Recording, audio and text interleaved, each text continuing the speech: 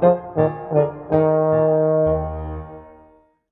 and welcome to Wilson's World Afcon Daily, episode 10, after a day on which everything suddenly fell into place. We now know who the last 16 will be. We don't know all the ties yet, we know half of them. There's still some positions to be determined, but we know who those 16 teams will be, which really isn't ideal.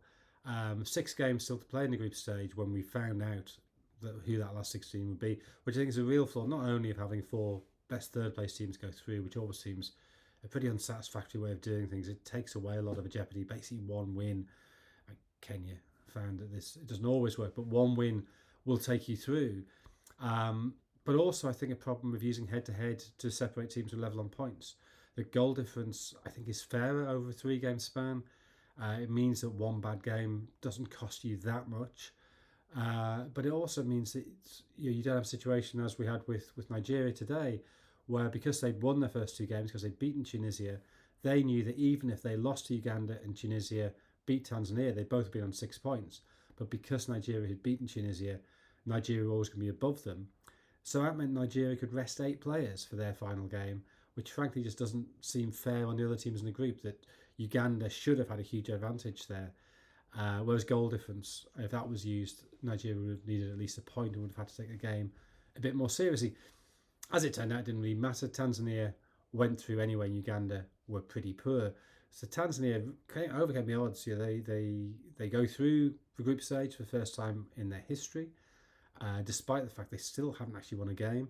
They went behind just before half-time to another iffy penalty awarded by VAR. In Ivory Coast last tournament, the refereeing, the VAR in particular, was excellent. This tournament, unfortunately, the standards have dropped a bit. This was a very strange decision, a nothing penalty that VAR suddenly awarded after the referee had let it go. So Tunisia won up at half-time. Then Faisal Saloum, 3 minutes after half-time, headed the equaliser for Tanzania. And so they go through as the 4th best of the 4 third-place teams, edging out Angola on goals scored. Nigeria won their 3rd game out of 3, comfortable 3-1 winners over really disappointing Uganda, who ended up using all 3 goalkeepers. They lost the 40-year-old Dennis Onyango to an ankle injury. He hobbled on probably for far too long in the first half. Salim Magula came on at half-time, but he was sent off for a deliberate handball and had to be replaced by the 3rd choice. 3-1 in the end, it finished to Nigeria. Senegal took top spot in Group D with a 3-0 win over Benin. But the bigger thing from that game was that Khalidou Koulibaly was sent off with 20 minutes to go for a really stupid, needless studs-up challenge. Now that will definitely keep him out of the last 16, and you have to think it'll probably keep him out of the quarterfinal as well if Senegal go through. DR Congo takes 2nd place behind Senegal in that group. Gal Kakuta scoring twice as they beat Botswana 3-0. Benin were 3rd, but they qualify as one of those 4 best third-place teams. So the New Year's Eve games really are only for positions. We know that Algeria will top Group E. They face Equatorial Guinea, who are already out, and Burkina Faso and Sudan play off for 2nd and 3rd, both guaranteed to go through.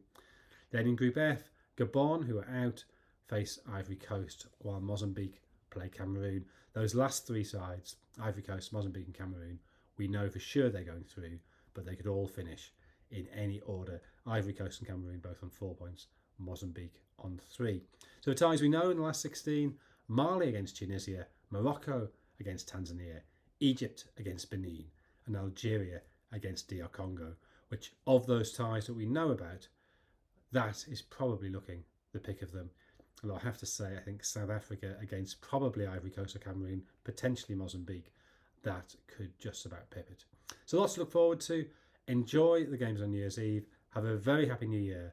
And I'll see you when I'm in Morocco on January the 2nd. I look forward to seeing you then.